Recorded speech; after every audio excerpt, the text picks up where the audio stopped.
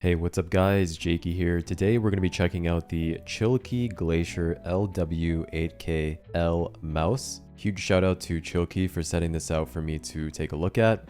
Obviously that does not affect my opinion of the product. And if you guys are interested in checking out this mouse, I will leave my affiliate link in the description below, which does help support the channel. And this mouse is going to be on sale on Kickstarter for $79 for the early bird price. There's only 300 units available at $79.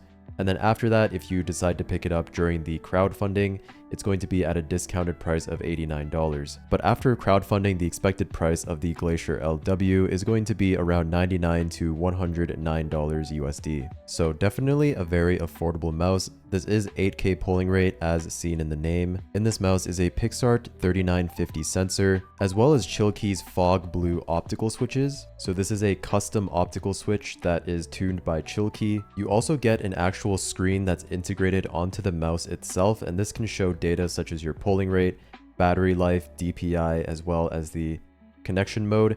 Speaking of connection modes, this is tri-mode connectivity, meaning that you can either use this mouse wired, 2.4 gigahertz wireless, or Bluetooth connection. And this mouse is also very light, coming in at 46 grams. So yeah, with that out of the way, let's actually get this thing open. The packaging here is very nice, as you can see. I love the way the box is actually designed. Taking the lid off the box, first thing you're going to be introduced with is, of course, the mouse itself. Currently, there are two different colorways. You can either get the black or the white. On the actual Chillkey website, they have the regular Glacier LW8K mouse.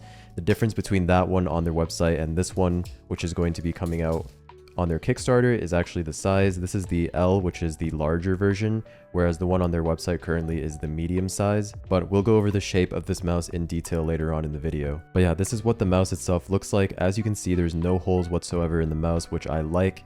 Also, there is the LCD screen right here. The scroll wheel here has this nice little gold accent coloring. And then on the side of the mouse is the Chillkey branding. On the bottom of the mouse, you of course have the skates here. So this is what the bottom of the mouse looks like. You can see we have two skates on the top and bottom. These are actually pretty thin skates, so you're not going to be getting as much friction on the mouse pad. And you also have a skate around the sensor as well.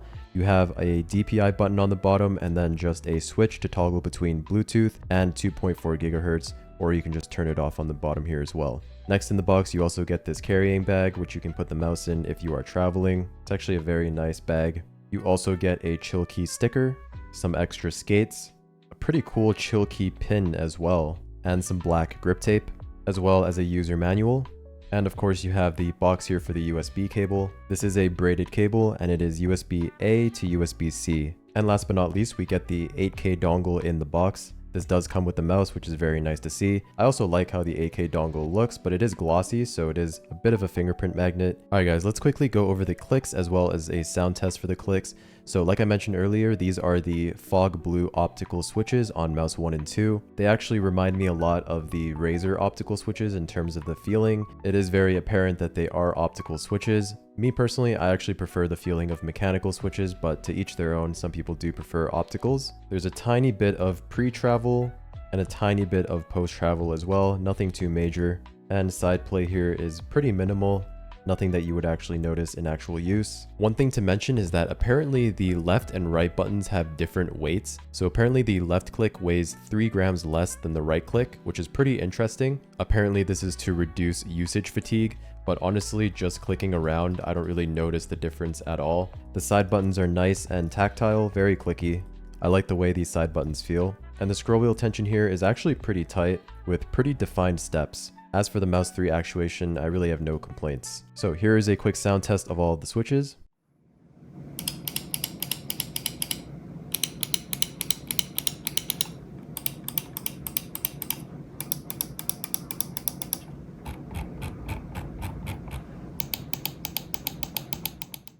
So yeah, those are the clicks on the Glacier LW. Next, let's talk about the coating. I actually really like this coating here. It reminds me a lot of the Lamzu coating, especially on the Lamzu Atlantis. Is my first thought when I put my hands on this mouse is that it's very rubberized, just like the Lamzu Atlantis coating, which I absolutely love. It's great for moist hands, which I have. You can see, like, you can even see my fingerprints start rubbing off on this. That's the one thing that's annoying about this coating, is that you will get fingerprint marks, but that's just the nature of this rubberized coating. Doesn't really bother me too much, but it is really good for getting a good grip on the mouse. Even if you have like bone dry hands, you should be able to get still a very nice grip on the mouse. And if for some reason you're not able to get a good grip on this mouse, you can use the provided grip tapes that they give you. So coating here is really nice. This is one of my favorite coatings on mice, is this rubberized coating, so really good. Okay, one thing that is slightly concerning is the build quality of this mouse. So in terms of like rattle, there's no rattle when I shake the mouse. But one thing that does happen is when I squeeze on the sides, as you can see on the screen right now, if I'm squeezing on the sides of the mouse, you can see I'm literally not pressing any buttons. Just me squeezing on the sides of this mouse actuates the back mouse button. So you can even hear it. That's just from me squeezing on the sides of the mouse. And to be fair, I am squeezing harder than how I would squeeze if I'm just regularly using the mouse. So if you're just regularly using this mouse, you're probably never going to squeeze it hard enough to actually actuate this back button. But if you do intentionally put a bit of force on the sides of the mouse, it does actuate that back button, which is a little bit concerning. So hopefully they do have that all ironed out on the actual launch of the mouse. And hopefully I just have a faulty unit here. But I figured that is something that I should point out. Okay, and so you probably did also notice the screen light up here. So I do have the mouse plugged in right now. As you can see, this is what the screen looks like. Currently it's showing the DPI, polling rate, connection mode, as well as the battery life, which is really cool. This is actually the first time I'm seeing an actual LCD screen on a mouse, and it's actually pretty cool just so you can like quickly check what your battery life is. That's really the only thing I would use it for. I think it really adds to the aesthetic of the mouse, and it just makes it a nice little showpiece on your desk. As for the skates here, I really have no complaints about the skates. They glide very well on my mouse pad. There's no scratchiness whatsoever. So yeah, pretty solid stock skates out of the box. Okay, so now let's talk about the actual shape of the mouse. So this mouse is currently not uploaded onto Elo Shapes yet, but the Model M, which is a smaller version of this mouse, is on Elo Shapes. So I'll leave that up on the screen right now so you can take a look at it compared to the Lamzu Atlantis. And the reason why I'm comparing it to the Lamzu Atlantis is because this mouse actually reminds me a lot of the Lamzu Atlantis. So the dimensions of the Model L is 119.9 millimeters long by 63.2 millimeters wide by 37.8 millimeters tall. So pretty similar dimensions to the Lamzu Atlantis, with the Glacier being slightly shorter and also slightly less wide, but the height is pretty much identical. So yeah, I wish I still had my Lamzu Atlantis here so I could compare it to the Glacier side by side, but this is literally the first thing that I thought of when I put my hands on this mouse, is that it felt extremely similar to the Lamzu Atlantis, which is a good thing. I really like this shape. I think it's really good for claw grip and fingertip as well. You can make work, but this is definitely more of a claw grip style mouse. You can also palm this if your hands are small enough. For reference, my hands are 19 centimeters by 10 centimeters, and the shape on the Glacier L is definitely suited for a claw grip when I use it. I like to do more of a aggressive claw, and this feels really nice for that. The weight balancing here is really solid as well. I don't feel like the weight is skewed towards the front or back. It feels very balanced all throughout the mouse. Alright guys, with that out of the way, let's take a look at the software now for the Glacier LWL. It is web-based software, which I absolutely love, as you know, because that just means you don't have to install any extra programs onto your computer. On the home tab here, you'll see the mouse itself. After you click into it, you can change different profiles. Looks like you can have up to 3 profiles, and then you can obviously do stuff like change the polling rate, angle snap, ripple control, motion sync, all of the very typical stuff that comes with the PixArt sensors. You can also change the sleep time as well for the mouse, debounce, which I will set to 0, and the liftoff distance. You can also do the LCD sleep mode, so this is how often the LCD will turn off.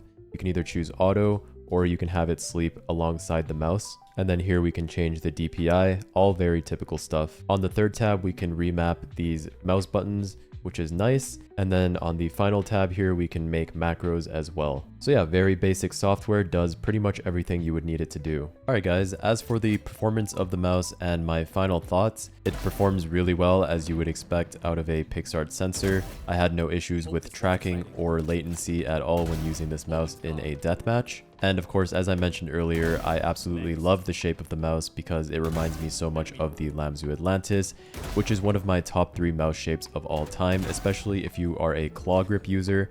In my opinion, the Lamzu Atlantis as well as the Endgame XM2 shape are both really solid for claw grip mains. I think the Chillkey Glacier LWL is also priced very fairly, especially since they also include an 8K dongle in the box as well for the price point. It's definitely not what I would consider a budget mouse, but it's also not super expensive either.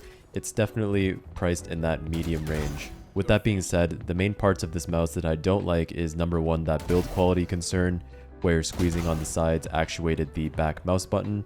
But again, hopefully this is fixed when they actually release the mouse. The other thing that I don't really like about the mouse is actually the clicks itself. I'm not really a fan of optical switches, and these switches are no different. These remind me a lot of the Viper V3 Pro main clicks, which I honestly did not like at all. I definitely prefer mechanical switches on mice. My favorite switches of all time are the Huano Blue Shell Pink Dots, and these optical switches on the Chillkey Glacier just didn't really feel that good for me personally. But obviously that is a personal opinion. I know there are people out there who do like optical switches. But yeah guys, overall a super solid mouse. Again, if you guys are interested in checking it out, I will leave all of the relevant links in the description below. But that's pretty much it. Hope you enjoyed the video, and I will see you in the next one.